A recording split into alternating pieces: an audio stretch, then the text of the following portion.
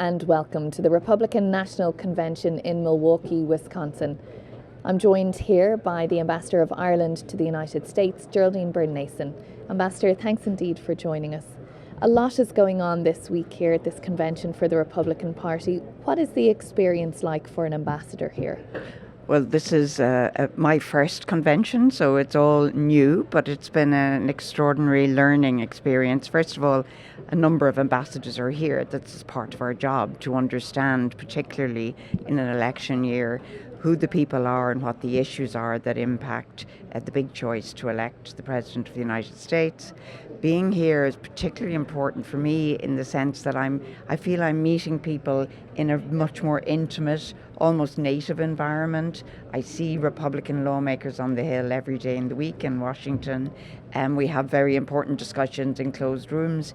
Here there's a relaxed atmosphere. I'm also meeting not just people who are nationally elected, but also many governors, of course, an opportunity to meet them. They're people whom I've heard about and worked with through our consulates. Ireland has 8 consulates, but we don't often see them on the ground in Washington. And there are lots of state legislators here as well. So it's a unique experience. And of course, everyone is focused on a particular agenda here, which makes the conversations very interesting and exciting.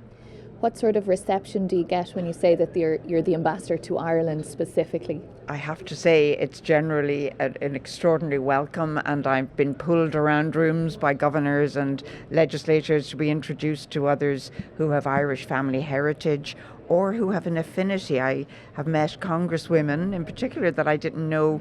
One recently, Celeste Malloy in Utah, who tells me that she as a Mormon elected member discovered that she has Irish background. So I'm just on a voyage of discovery in some ways, but there's a universal welcome and an interest in the modern Ireland. I think a lot of people who have Irish heritage will have some sense of where their family came from, but I found that many members here, many of the governors, much more interested in talking about the current relationship, in what the opportunities are for us to work together. And in fact, already, I hope the government is okay with this, I've invited just about every elected member I've met here to visit Ireland. Some of them already, governors' upcoming visits planned. So it's been a wonderful opportunity. How important are visits like that, or co-delegations coming from Congress to Ireland? They're critical. I must say I'm a great believer in promoting them. I think our parliamentarians globally need to see more of each other, need to get used to each other's voices and to the tenor of the debate, to hear what the issues are that matter. Ireland is blessed in a way in that we are of a very healthy CODEL visit record. We have from very senior CODELs with very heavy agendas to a fantastic CODEL I was part of last year when the Notre Dame Navy game happened in Dublin. And there we mix business with pleasure. So those CODELs are very effective instruments for both Ireland and the United States to get to know each other better and to nudge agendas along. Now, we're here at the Republican Convention where everyone is broadly in agreement with each other. That's not the case on Capitol Hill. There's a very charged, polarised atmosphere up there. But broadly speaking, is there bipartisan interest in Ireland, bipartisan support for Ireland? The answer to that is yes, there is, and it's been something that we have treasured and nurtured over time. Since the mid-80s, we've had a Friends of Ireland on Capitol Hill that's co-chaired by both Republican Mike Kelly at the moment and Chairman Richie Neal of the Democratic Party. They chair a large group of elected members from both sides of the aisle. Ireland's history has been across the aisle history here in the United States. That's been born of political effort. Ireland has always felt we could bring our case, as it were, to both sides of the aisle. But the Irish American population has also reflected that bipartisanship. And so we were extremely lucky. I began my career as Ronald Reagan came to Ireland in 1984, one of the first to talk about a role for the United States in bringing peace to the island of Ireland. That has continued through successive US administrations across the aisle. We've also seen, efforts during Brexit by politicians from both Republican and Democratic parties to support Ireland at a time when we were challenged. So it's a really strong bipartisan support, and we hope that continues. Just to look at some of these specific issues then, many Irish American organisations have a very strong push in terms of the legacy legislation from the British government. They want to see that absolutely rescinded. What's the Irish position on that? Well, first of all, the Irish government, of course, spoke at great length and with some passion to the previous government in London in an effort to avert the adoption of that legislation. We believe that it was basically counter to transparency, accountability, and particularly to the interest of victims during the Troubles.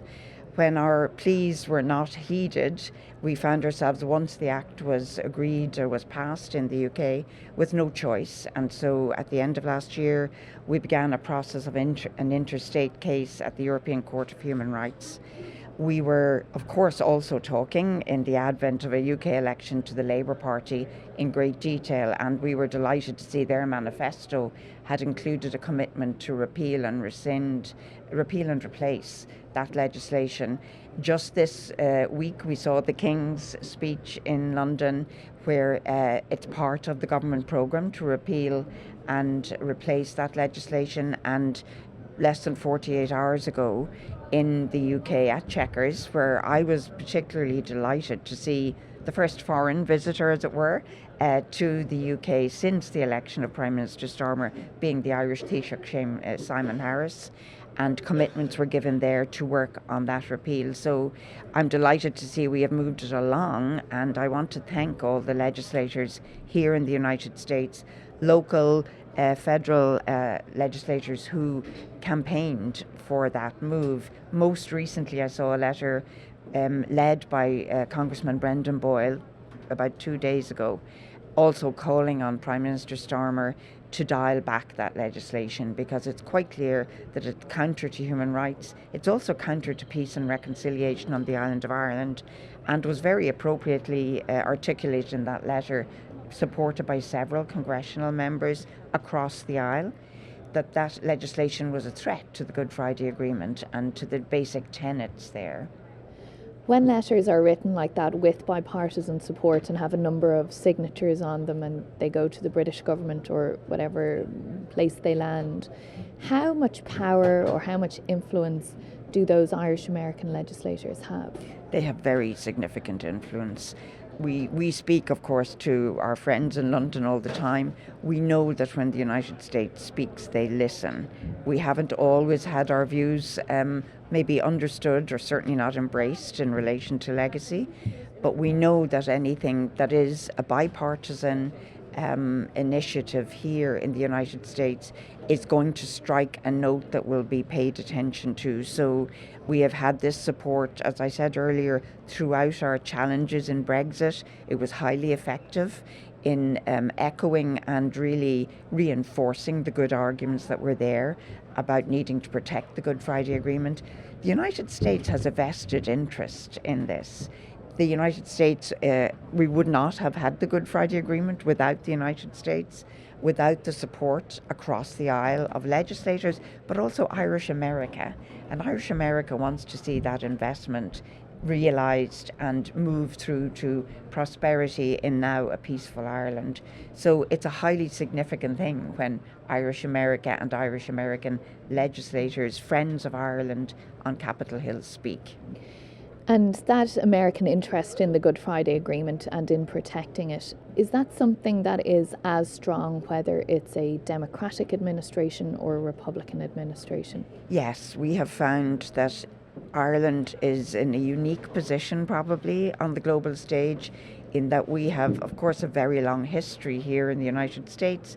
40 million people, over 38 to 40 million, claim Irish heritage. So people on both sides of the aisle understand, of course, that it's important to Ireland, that it's bipartisan, but it's also important to them politically on the ground in their constituencies. We have congressmen from a Republican background in New York who understand that very well, just like we have Democrats in red states who see the value of responding to Irish interests. So it's a symbiotic relationship in that respect. Now, a key part of the Good Friday Agreement was having Senator George Mitchell so heavily involved in those negotiations. And since then, there has been a history of having a US Special Envoy to Northern Ireland. Joe Kennedy III is there. Before him in the Trump administration, it was Mick Mulvaney.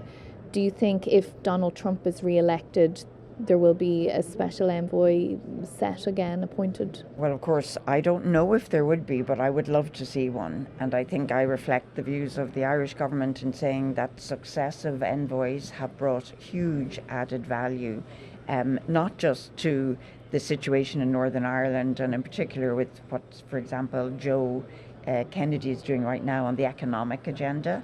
But more broadly speaking, it's been a reinforcement of the US-Irish relationship, having an identifiable figure, having a spectacularly good ambassador on the ground in Dublin like we have in Claire Cronin now, but both having an envoy and a very good ambassador is a statement by the United States that there's a value on this relationship.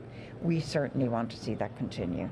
Is that something that the Irish government would petition an administration for? We would speak to it very positively. I know that over time we have done that, and certainly we had, because of President Biden's own background and his association with the Irish agenda over his whole career, we had high hopes which were realised. We would also bring that ambition if there were to be a change of administration. And of course, we know when Donald Trump was in office before, he had surrounded himself with many Irish Americans in his cabinet and in his inner team. And obviously Mike Pence, a proud Irish American. We have heard J.D. Vance speak about his Scots-Irish history as well. So what do ambassadors or governments do when there is a change of administration to keep that connection alive? Well, it's primordial when there's a change of administration that we are in a position to have a basic people-to-people relationship. So ideally seeing our Taoiseach and the President speak, having that constant flow of engagement at political level. But on the ground, my job in the event of a change of administration would be to get to know the key actors and to ensure that the agenda, which is always changing, if you think of when President Biden took office, we still had a mile to go, let's put it like that, on some of the unfinished business on Brexit. We're still settling down the institutions in Northern Ireland. We needed his ear, we needed his goodwill, which we were delighted to get, and his voice publicly. The agenda has now moved on. We're lucky we have the institutions established in Northern Ireland. The work on the economy is proceeding. We have a new government in London where I think there's a reset with the Irish government. So that means by definition the agenda I would bring to any changed administration will be different. But the depth of our relationship is such, both politically and economically, that we always have a lively agenda. And our economic relationship, of course, is so crucial in everything I do on a day-to-day basis that we would want to ensure that that extremely mutually beneficial economic relationship, where the United States is Ireland's first source of FDI, we have 190,000 jobs in Ireland, 900 US companies on the ground. Critical that that relationship continues, and that any new administration would understand the inward flow. Irish investors, we have a very dynamic, powerful economy in Ireland. We're a gateway to Europe. Irish investors look from that base in here. 100,000 jobs in the United States across all 50 states are created by Irish investment. We're the 9th source of FDI for the United States. If you consider the size of that tiny island in the Atlantic, that's absolutely a critical delivery. That's something that is again, I use the term symbiotic, mutually beneficial. We don't want to see any interruption in that. We're an open, free trading nation with deep historic ties, people-to-people ties, but we're a very 21st century transactional nation as well, and our interest is in growing our economic links. And talk to us a little bit more about that. I mean, there often are trade delegations that come over from Ireland, and they don't just go to the big cities. Sure, they don't. They go to some of those smaller towns in the Midwest and try and build relationships there. Absolutely. There's sometimes a perception that Ireland does all its business in New York or Boston or Chicago, but, we are very much engaged with the changing demography here in the United States. So we have, as I said earlier, 8 consulates. 4 of those are in the south. We're in Miami and LA, we're in Austin and Atlanta. The business, the money, the people are moving in the United States, and Irish investors are watching that. We have a very vibrant new consulate in Miami, for example. People wondering why. Huge amount of business done out of Miami, looking into also the Latin American continent. So Irish investors are very savvy. They're on the ground. They are regionally strong. So our consulates here in the Midwest, Chicago, our consulate has a huge reach into this region. Very serious investment in medtech, fintech. We have CRH, one of the biggest job creators for Ireland. Very varied offer that we bring in here, but it's a very dynamic relationship.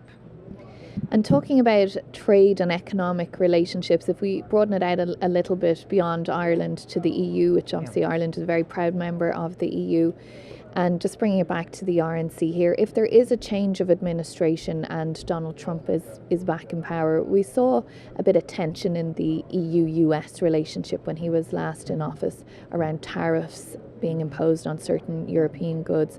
Is there a nervousness in Europe about that? Well, Europe, Ireland, we're always vigilant around our interests. That's a fact. And it's true that there were some tensions under the last President Trump administration. Since then, we've established, I think, an excellent mechanism for conversation, for solving our differences, the EU-US Trade and Technology Council. That's had over 6 ministerial level meetings working through an agenda that includes some of the issues like steel and aluminium that you were talking about there, where tariffs were imposed, some of the bumpiness that arose even under the Biden administration around the IRA and electric vehicles. It's also dealing with climate, sustainable job creation. So it's a very broad agenda. I hope we see something like that mechanism continue, because not having dialogue, not understanding where we come from. If we look at this in blunt terms, and President Trump is a very able businessman, he understands that the EU and the US together are the world's largest economic actors as a pair. We're the wealthiest economic relationship, EU-US. We're the biggest investors and the biggest development actors. It's critical that we find our way to understanding each other and to work in a cooperative way, as opposed to using any trade instruments that introduce tensions. I think we're in a very unstable, but this isn't a revelation, an unstable geopolitical environment. There are lots of other actors. We have a war underway on the continent of Europe. The interests of the United States and Europe are to hang closely together when it comes to our trade policy, as well as our political and security policy. I think we share basic values, fundamental principles. We've both supported the international global order over a long time. That has been a strength, and I would really hope to see that continue. Speaking of relationships, the most basic relationship is between the people, of course, of Ireland and of the US. And one of the points of contention, I suppose you could call it, for many years now has been the lack of immigration reform in this country. There are many undocumented or illegal Irish here for many, many years, some of them decades. They've spent all of their life here. And there are also difficulties around lack of legal pathways, not just for Irish people, but for many other nationalities as well. Where is that relationship at, as you see it? Well, look, can say since I took this role 18 months ago, I haven't seen a minister come to Washington and not raise this issue. I've never had a meeting on Capitol Hill or in the administration where I haven't raised our concerns around both of the aspects. We'll take the undocumented Irish people who have been here, we've been seeing on the ground, they contribute to their communities, they're valuable members of their societies. In some cases, as in Massachusetts, for example, they have had some improvement in their situation, driving licenses, forms of ID. They need to see their situation resolved. I recognise the toxicity, and I'll use that term bluntly because it is a toxic environment around immigration. I've seen some of the views expressed here at the convention about that. Ireland has a deep and long tradition of sending some of its brightest and its best young people here. We like to think we helped to build this great country. So those who've arrived and are now in a legal limbo, we want to see that resolved. The other issue, though, is also extremely important to us because the pathway you refer to is decidedly closed now. I talked about the 100,000 jobs Irish investors bring in at the moment. Every other meeting I have with an Irish investor in the United States, they plead with me to encourage more open visa access for their business investment, because many of them, we're very good at how we invest here in the United States. We buddy up with existing companies. We don't displace jobs, we create them and we buddy up. But you need a core team from Ireland to come and establish a business that then creates jobs for Americans. We're not getting those visas. I would say every week I have an approach saying that my investment is being stymied by not getting visas for the young tech grads or the young fintech, the med tech people who can come in here and make jobs for Americans. So it's a self-defeating situation we're in. We have an opportunity on the Hill at the moment. It's had several turns. It's gone on a roundabout almost. The E3 legislation, which is a bill really that accords additional visas to Australia, but we have made a plea to have unused visas, and every year there are significant numbers of unused visas in this Australia provision, that we would be allowed access to those. It's passed the House twice already, moved into the Senate to find an obstacle there, and it's in this environment, although we have again reinvigorated that most recently, Chairman Neil and also I think Mike Lawler of the Republican Party has been engaged in the discussion around trying to jumpstart the E3 legislation. So it's a bipartisan thing, but we're not making headway, and there are serious obstacles. To my mind, it's a great tragedy that we are no longer growing a new and vibrant Irish America. We're growing people here in the United States with great affinity, but we could be supplementing that with bright, able, highly educated young people, in addition to those who came and who find themselves now illegally stuck here. And given that there are so many undocumented people in this country of all nationalities, do you think it's actually likely that a deal would be done specifically for the Irish? It seems like it's not the environment for that right now. Well, you know how ambitious we are for ourselves, so I would never say that we couldn't deliver on something that's specific, but I think that it's a very steep hill to climb in this current environment. If nothing else, in an election year, it's challenging for anyone, even someone very well disposed to doing something specifically for Ireland, to find a space on Capitol Hill to move the legislation through.